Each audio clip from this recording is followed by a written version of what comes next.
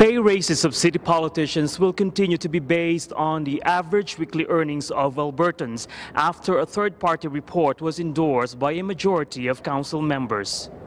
Mayor Naheed Nensia and Alderman Andrew Chabot attempted to change the formula by applying the Consumer Price Index instead of the average Alberta weekly earnings, but they failed. The reason that I favored the switch to CPI is frankly because I think it's easier for people to understand, it's easier to explain, and it's a little bit fairer in the long term. Actually, I am surprised because I thought CPI was more reflective of cost of living increases, which is, I guess, the reasonable expectation for most members of council, and probably Calgarians would be less offended by it.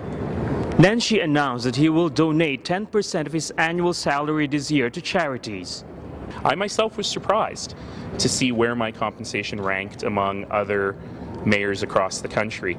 And in looking at that, I thought, you know, it does make sense for me to reduce my base salary. Unfortunately, I don't actually have the power to do so, given the way the council has set it up. So I'm unilaterally taking a 10% cut and figuring out whether there is a way to give that back to the city that will have an impact, or donate it to an organization that's doing good work in the city.